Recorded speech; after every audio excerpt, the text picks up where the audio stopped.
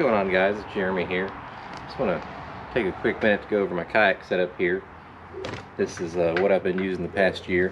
I'm going to come on down here, kind of get a whole view of what I got going on here. Got my son behind the camera today. He's doing a little bit of recording for me so I can show you all the ins and outs of this setup. But what I have here is a Nucanoe Pursuit. I fell in love with this color, so once I saw the color I had to have it. But it fits my needs for now.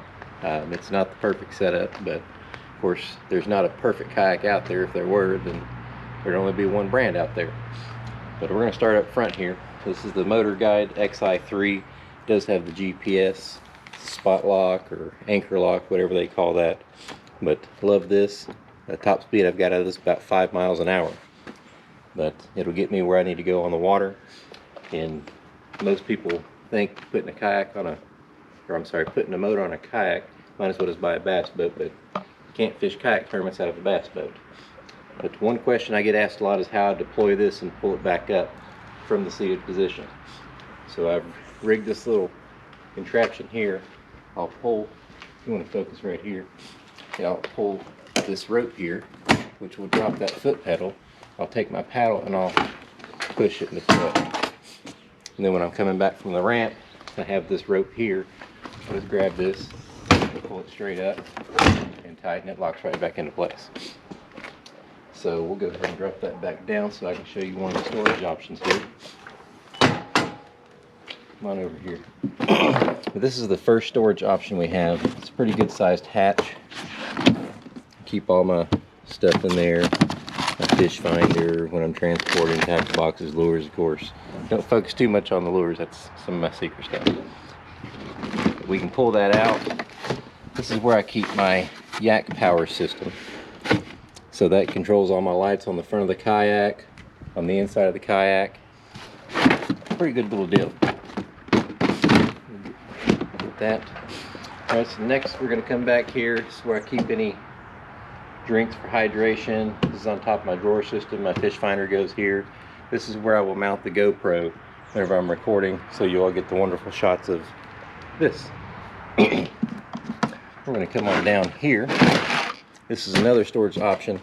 I'm actually thinking about taking this out. One reason for that is the foot pedals right here, foot pegs. This drawer gets in the way. I can't flip them the other way. It wouldn't come out. And of course you see it does get stuck. Not the best thing. Now, with the fish finder being talked about, one thing I want to go over is the transducer. This is the one thing about this kayak I absolutely hate, and it is having to use the switchblade. I hate this concept. I've had fish get tangled up in it. It's just, I get it works, but it's not a good design from my standpoint. So I have to drop it over the edge, and sometimes I forget about it when loading it. It's just, I wish there was a better option. I know they have the transducer spot underneath the Unlimited, and I love that idea. I wish they'd do this for the Pursuit, but again, there's no perfect kayak out there. Everything can use improvement. So the next thing I want to talk about is safety in PFDs. This is the single most important thing to have on your kayak. Without this, possibility of drowning, no one wants that. Always be safe on the water. I mean, it's not worth taking the risk for 3 seconds of snaps and zippers and stuff like that. Find something that's comfortable for you. That way you can handle wearing all day. Don't ever take it off on the water. Even if you're putting a jacket on or something, make sure that your PFD is always on top. The next thing we're going to move on to is the seat. This is the Nucanoe seat. I forget what version seat this is, but it's set up just like the Millennium boat seats. Very comfortable.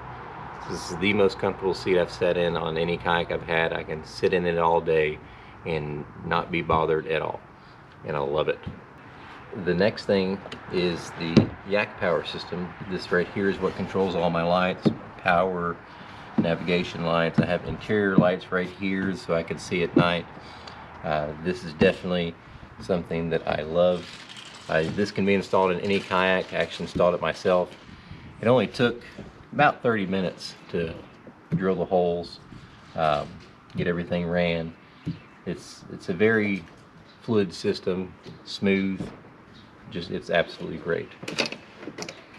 Next thing I have is the rod storage system. I can actually take my rods and store them in some tubes inside the kayak, like the Tobies have. I can fit 2 rods on each side, gives me 4 rods internally. Also can store some more rods behind me, which we'll get to that in a second. But this is one thing that sold me on this kayak. I wanted internal storage for the rods. It works out great.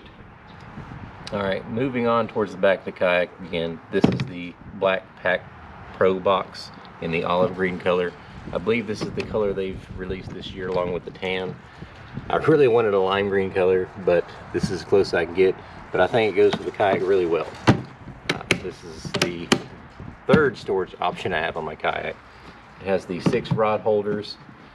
I believe I'm going to keep my paddle behind me in 2 of those spots. So that'll give me a total of 8 rods. Shouldn't need any more than that, but I do like to drop rods in the water, so there is that. I may need the 8 rods. But the reason I went with this, it's a 13 by 13. I had to go something smaller. This is the 3rd storage option I've had, because where I run the motor, I have to have a battery in the back to even out the weight. So that limited my options a whole lot of what I could use, and this fits perfectly. I picked this up at Kayaks and More down in Bee Spring, Kentucky. Great little local shop. It's about 2 hours from me, but it's worth the drive. Awesome customer service. If you need anything and you're in the central Kentucky, western Kentucky, southern Indiana, northern Tennessee area, definitely check them out. It is definitely worth the drive. We're going to move on to the back here, show you how I run the power. This is where I keep my net as well, because I fish left-handed. So once I hook the fish, put it in my right hand, I can reach directly behind me, net the fish.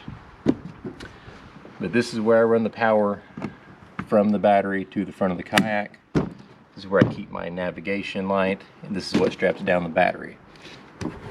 This is also where I store my scupper plugs when not in use. I'll usually put those in every kayak trip because I run the motor. It's not required, but I've noticed when I don't run it, it's just gurgle, gurgle, gurgle, gurgle the whole day. So it kind of gets annoying as you're running from spot to spot. But the last thing on the back is, of course, carry handle. Not really that important. Every kayak has that. But I hope this has helped you all out make a decision on certain kayaks that you want, different features that benefit you. Like say, no kayak is perfect. This is definitely what fits my needs for now. If you have any questions or comments, feel free to leave them down below. And don't forget to like and subscribe. Look forward to hearing from you all. And again, if I can answer any questions, don't hesitate to let me know. But I'll try and post a video a little quicker than I normally have. Until next time, I'll see you guys. Of what I use, what works for me, I know this.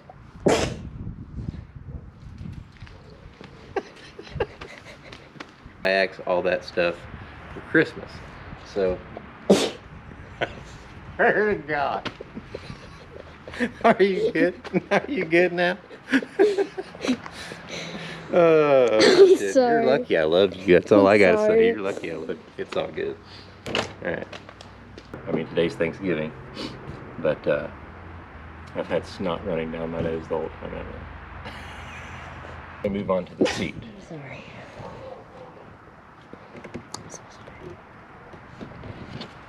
If my son sneezes one more time.